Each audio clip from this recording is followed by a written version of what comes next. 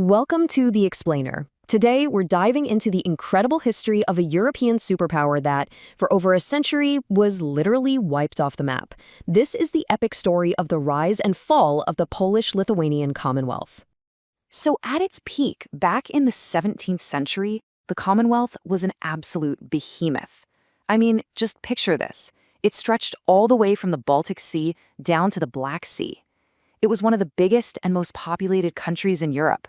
A real giant on the world stage. So that's the big question, isn't it? How does a power that huge just vanish? It's a pretty wild story, and it's complicated. To really get how it all came crashing down, we've got to go back and see how it was built up in the first place. So let's roll it all the way back to the beginning. We're talking about the forging of a nation, where a bunch of West Slavic tribes came together to create what would eventually become Poland. Okay, so the groundwork was really laid by this one family, the Piast dynasty, which popped up in the 10th century. A huge moment came in 966, when Duke Mieszko I converted to Christianity. This was a massive deal. It plugged Poland into the rest of Europe. Then, in 1025, his son, Boleslav the Brave, gets crowned the very first king.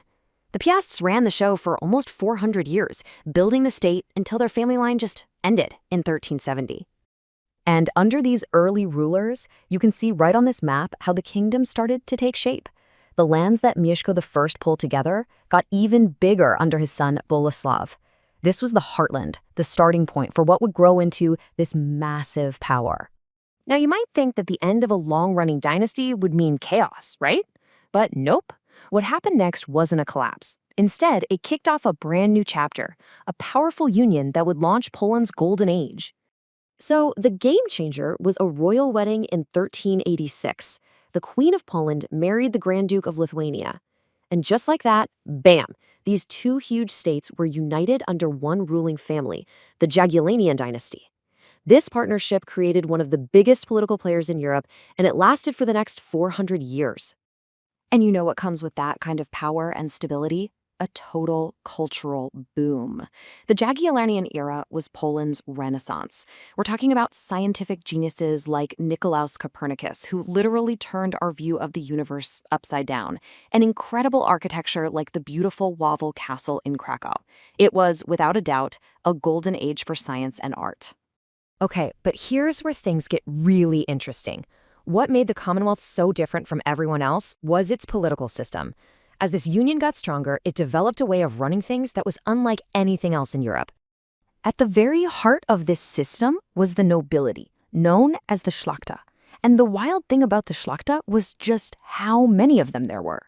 We're not talking about a tiny group of powerful lords. We're talking about a huge class of people, way more than in other countries, who saw themselves as the true owners of the state. And this created a huge contrast with the rest of Europe. I mean, while other countries were building absolute monarchies where kings inherited their power, the Commonwealth did the exact opposite. Get this, the king was elected by the nobles. The real power to make laws was in the parliament, called the Sejm, and the nobles had this incredible list of rights they called their golden liberty. It's been called a sophisticated noble democracy, and you can totally see why. It was this incredible experiment in government. But, and this is a really big but, that very same innovative system had some deep flaws, the kind of flaws that would eventually bring the whole thing crashing down. And that brings us to the beginning of the end. Starting in the mid-1600s, the Golden Age came to a pretty brutal halt. The Commonwealth fell into a long, steep decline, fueled by constant war and a political system that was starting to rot from the inside. If you want one person who kind of sums up this whole era, look no further than King John II. Casimir Vasa. His reign was just one disaster after another.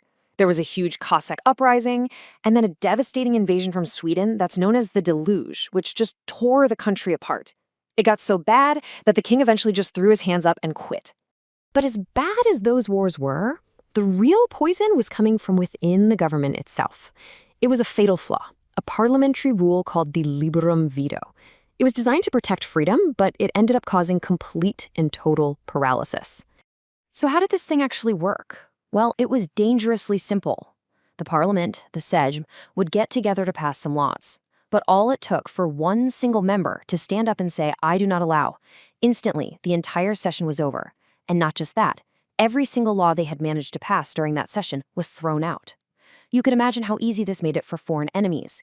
They could just bribe one guy to shut down any and every attempt at reform, completely freezing the government. So yeah, you can see how this created a perfect storm.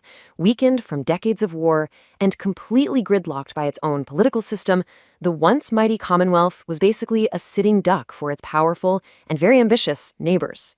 The road to being carved up was pretty clear by then. You had constant war that had destroyed the economy, you had a government that couldn't get anything done thanks to corruption, foreign powers like Russia, Prussia, and Austria were meddling more and more, and even the nobility itself was breaking apart into warring factions.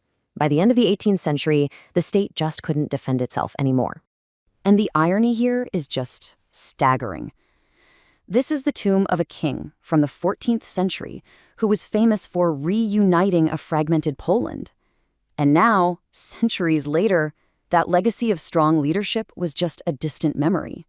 The Commonwealth was speeding towards the exact opposite, complete dissolution. And so, in 1795, after its neighbors invaded and carved it up piece by piece, the Polish-Lithuanian Commonwealth was completely wiped off the map of Europe. A nation erased. But that leaves us with one final thought, doesn't it? You can erase a country from a map, sure, but can you ever truly erase a nation, an idea, a culture? Well, that story of resistance and rebirth, that's an explainer for another day.